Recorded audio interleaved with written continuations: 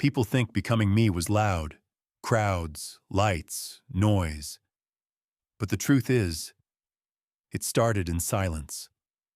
Long before anyone knew my name, there were empty gyms, early mornings, late nights that didn't feel heroic, just lonely.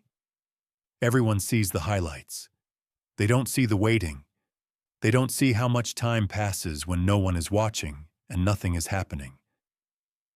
I was seen early, but I wasn't understood. People thought confidence meant comfort. They thought intensity meant anger. They thought distance meant ego. What they didn't see was how careful I was with everything, with my time, with my focus, with my trust. Because when you want something this badly, you learn quickly. Not everyone needs to understand you, but misunderstanding still hurts. There's a moment nobody talks about. That space between talent and proof, between potential and respect. That's where I lived for a long time.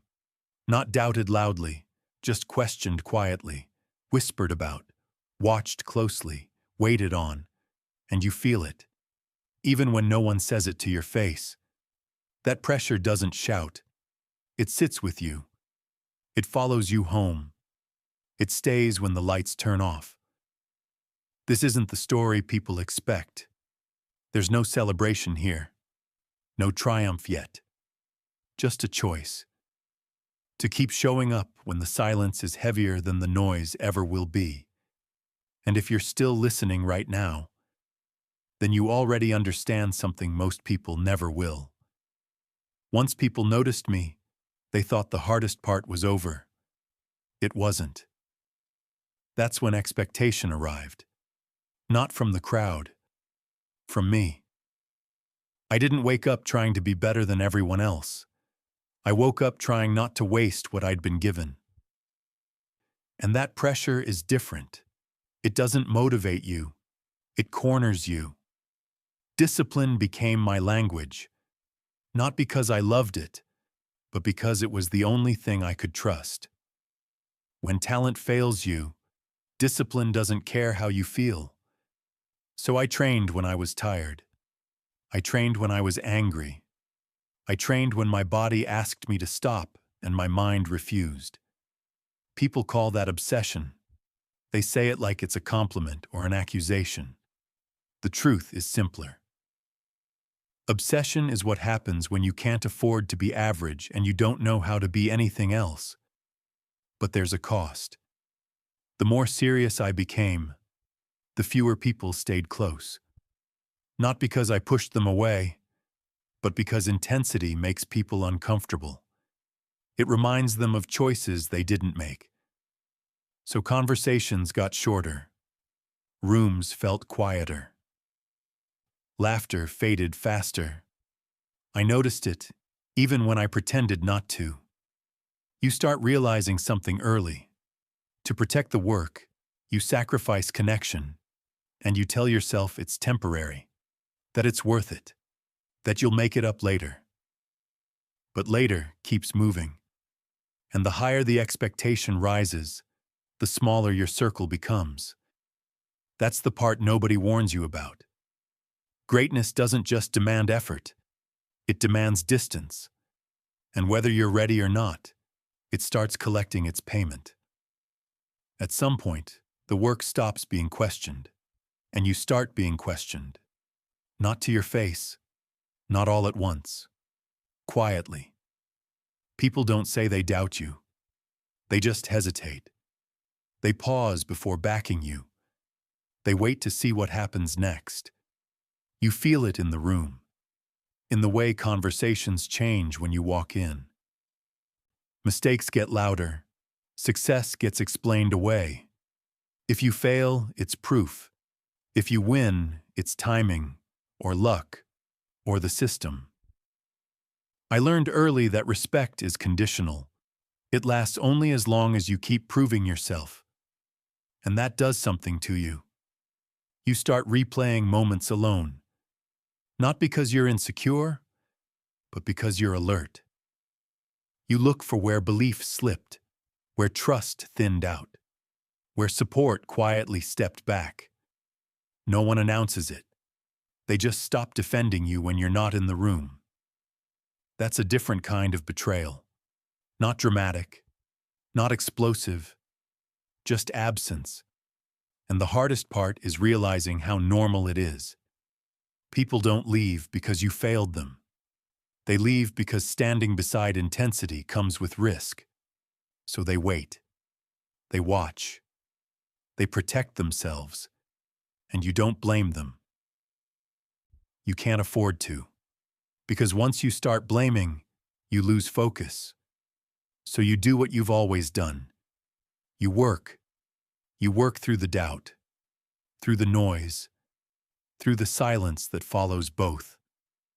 Not because you feel supported, but because stopping would confirm everything they're quietly hoping for. And that pressure, it doesn't break you, but it does change you. It teaches you how to stand alone without asking anyone to notice. There comes a point where quitting would make sense. Your body is tired, your mind is heavy, and the excuses start sounding reasonable.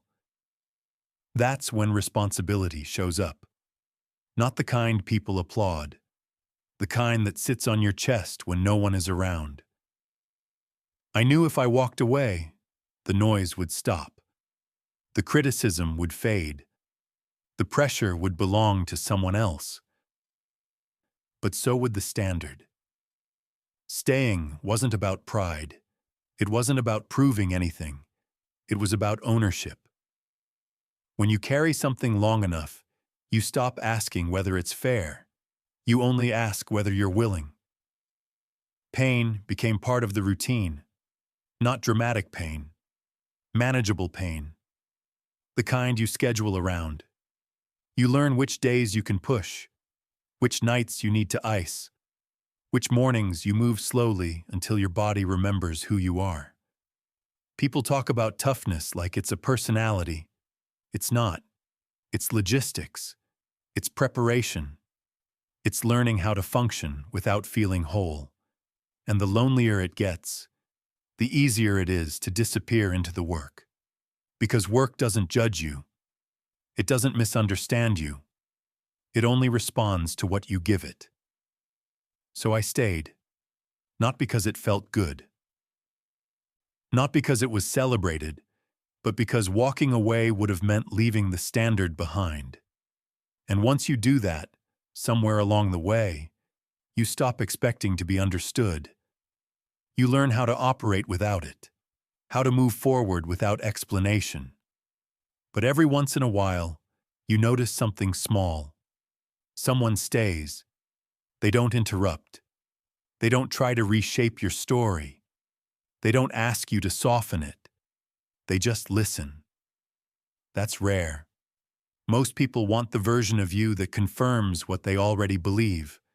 The highlights, the confidence, the certainty, not the doubt, not the wait, not the silence between decisions.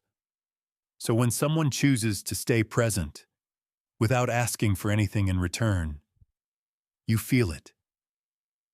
And I want to say this quietly, because it's easy to miss. If you're still here right now, still listening, not waiting for a lesson or a payoff, that matters.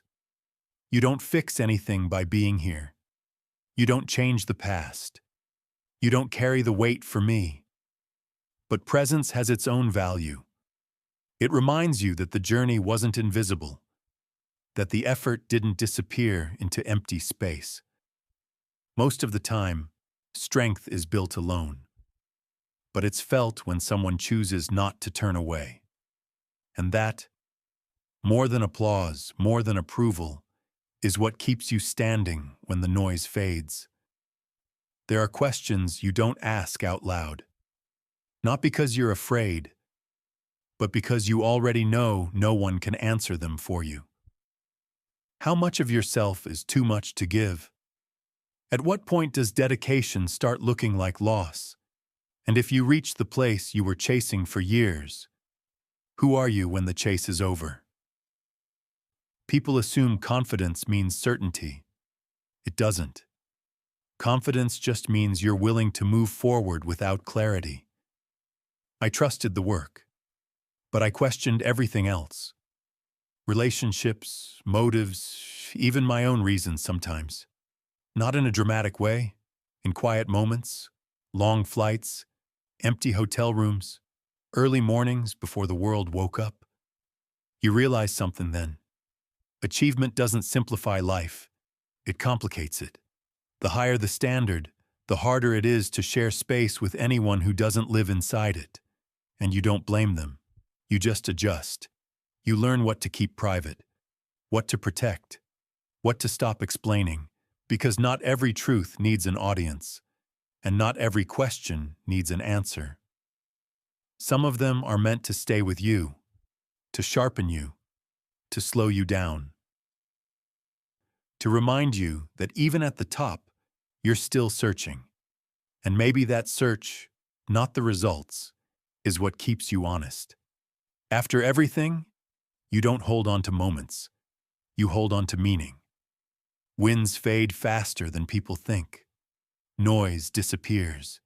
Even certainty doesn't last. What stays are the small things.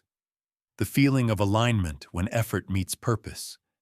The calm that comes when you stop fighting who you are. Hope doesn't arrive loudly. It doesn't promise anything. It shows up quietly, in understanding, in acceptance, in the space where judgment used to be.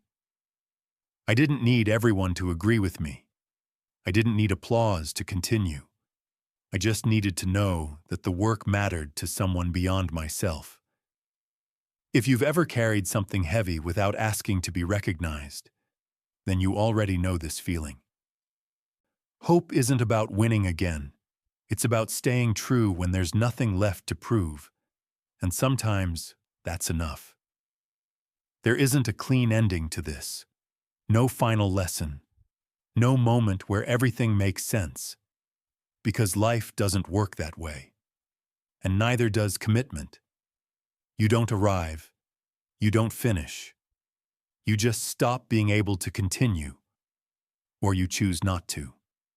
What mattered was never the name. Or how many people remembered it. What mattered was answering the same question every single day.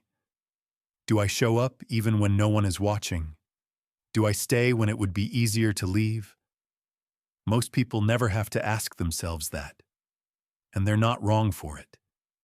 But if you did, if you are, then you already know why this path feels so quiet. There's no applause here. No certainty. Just a shared understanding that some things are worth carrying even when they cost you. If this feels unfinished, that's because it is. Not everything needs closure. Some things only need witness. And right now, this moment, this silence, that's enough.